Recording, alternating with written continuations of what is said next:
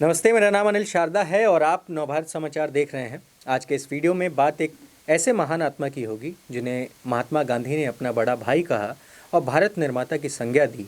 तो जवाहरलाल नेहरू ने उन्हें एक ऐसी महान आत्मा कहा जिन्होंने आधुनिक भारतीय और राष्ट्रीयता की नींव रखी। वो व्यक्ति और कोई नहीं, मदन मोहन मालवीय हैं, जिन्हें महात्मा के नाम से भी जाना जाता है। वह एक महान राजनेता और शिक्षाविद थे। उन्होंने बनारस हिंदू विश्वविद्यालय, जो भारत के सबसे बेहतरीन विश्वविद्यालयों में से एक है, की स्थापना की। वह एक ऐसे देशभक्त थे जिन्होंने देश की आज़ादी के लिए हर संभव कोशिश की और आज वह युवाओं के प्रेरणा स्रोत हैं। पंडित मदन मोहन मालवीय का जन्म एक ब्राह्मण परिवार में 1861 ईस्वी में प्रयाग में हुआ, तब का इलाहाबाद और आज का प्रयागराज।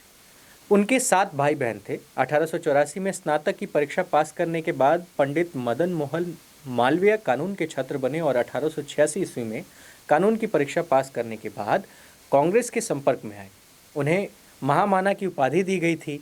पंडित मदन मोहन मालवीय आजीवन कांग्रेस के सदस्य बने रहे। कांग्रेस की नीति के प्रति समय समय पर मालवीय जी ने विरोध प्रकट भी किया, तो वहीं कांग्रेस को कभी छोड़ने का प्रयास नहीं किया। मालवीय जी केंद्रीय विधानसभा के सदस्य भी निर्वाचित हुए, तो वहीं 1929 में कांग्रेस के सभी सदस्यों ने अपना त्यागपत्र दे दिया, परंतु मालवीय जी ने सदस्यता का त्याग नहीं दिया था।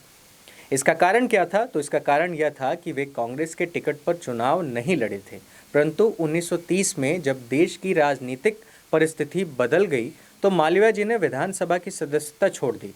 असहयोग और सविनय अवज्ञा आंदोलन के पक्ष में नहीं रहते हुए भी मालवीय जी ने सरकारी आज्ञाओं और कानूनों को तोड़ने में साहस दिखाया था। मदन मोहन मालवीय 1902 ईस्वी में ही उत्तर प्रदेश विधान परिषद के सदस्य निर्वाचित हुए थे। बजट, उत्पाद कर और अन्य सरकारी विधेयकों और उन्होंने महत्वपूर्ण भाषण भी दिया था। 1910 ईस्वी से 1920 ईस्वी तक मालवीय जी केंद्रीय विधानसभा के सदस्य रहे। मालवीय जी ने केंद्रीय विधानसभा में गोखले द्वारा प्रस्तावित प्राथमिक शिक्षा विधेयक का समर्थन किया था।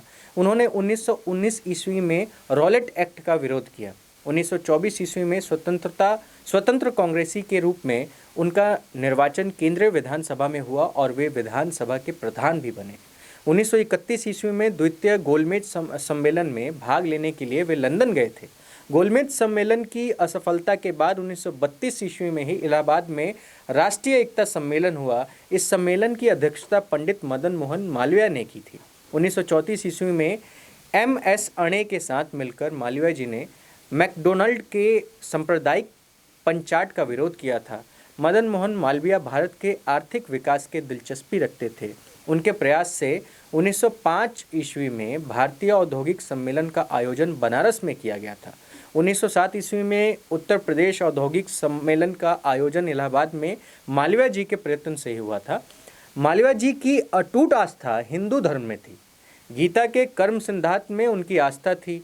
धर्म का हास होने पर ईश्वर का अवतार होता है और वह विश्व के कष्ट को दूर कर देता है। गीता के सिद्धांत का वे प्रतिपादन करते रहे पूरा जीवन। मालवीय हिंदू धर्म की श्रेष्ठता में विश्वास रखते थे।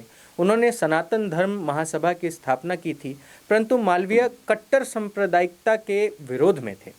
मुसलमानों को अधिकार दिलाने की मांग का वह समर्थन करते थे। यही कारण था कि मुसलमान भी मालवीय जी की प्रशंसा करते थे। गांधी की तरह मालवीय भी हिंदू मुसलमान एकता के पक्षधर थे। मदन मोहन मालवीय स्वतंत्रता और संवैधानिक शासन का समर्थन करते थे। वे भारतीयों के अधिकाधिक सहयोग से सरकार का संचालन करना चाहते थे। मालवीय जी स्वदेशी आंदोलन और आत्मनिर्णय के अधिकार का समर्थन करते थे। 1918 ईस्वी में कांग्रेस के अध्यक्ष पद से मालवीय जी के आत्मनिर्णय के अधिकार का जोरदार ढंग से समर्थन किया गया था। मालवीय जी आतंकवाद या क्रांतिकारी आंदोलन के पक्ष में नहीं थे। भारत के आर्थिक और सांस्कृतिक विकास के लिए राष्ट्रीय शिक्षा पर मालवीय जी अधिक बल देते थे। राष्ट्रवादी रहते हुए भी मालवीय जी हिंदू धर्म का उत्थान चाहते थे। मदन मोहन मालवीय हिंदू महासभा के 2 बार अध्यक्ष भी निर्वाचित हुए थे। हिंदुओं के हित को किसी अन्य संप्रदाय के नाम पर कुर्बान करने के लिए मालवीय जी तैयार कभी नहीं रहे। सांप्रदायिक पंचाट का उन्होंने विरोध इसी आधार पर शुरू किया था। अगस्त आंदोलन में मालवीय जी तोड़फोड़ के विरोध भी रहे, तो वे अगस्त आंदोलन में जेल भी गए थे। मदन मोहन मालवीय चंदा वसूलने में बड़े प्रवीण माने जाते थे। कस्तूरबा ट्रस्ट के लिए उन्होंने 1 करोड़ रुपया इकट्ठा कर लिया था। प्रारंभ में मदन मोहन मालवीय ब्रिटिश सरकार के समर्थक थे। आगे चलकर वे सरकार की नीति के कटु आलोचक भी बन गए। मालवीय जी ने 4 फरवरी 1918 ईस्वी को बनारस विश्वविद्यालय की स्थापना की थी।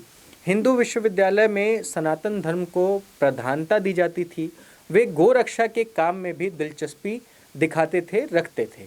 हिंदी भाषा के प्रचार प्रसार में मालवीय जी का योगदान विशेष महत्वपूर्ण माना जाता है। उत्तर प्रदेश में हिंदी का प्रचार करने में मालवीय जी की भूमिका बहुत प्रशंसनीय थी। पत्रकारिता में भी मालवीय जी का झुकाव था। हिंदुस्तान, इंडियन यूनियन, अभ्युदय जैसे पत्रों का उन्होंने संपादन किया। उस दौरान मालवीय जी हरिजनों का कल्याण चाहते थे। संक्षेप में अगर कहा जाए तो राष्ट्र सेवा, समाज सुधार, धर्म की रक्षा में उन्होंने अपना सारा जीवन न्यौछावर कर दिया था। त्याग में वे महात्मा गांधी के समान ही थे। उनकी मृत्यु 1946 ईस्वी में हुई। भारत सरकार ने हाल ही में यानी कि बीते 6 साल पहले 25 दिसंबर 2014 को उन्हें भारत रत्न से विभूषित किया था। तो ये मदन मोहन मालवीय जी के जीवन के बारे में हमने थोड़ी सी आपको जानकारी दी है। इस वीडियो में सिर्फ इतना ही। मेरा नाम अनिल शारदा है। आप नवभारत समाचार देख रहे थे। बहुत बहुत शुक्रिया।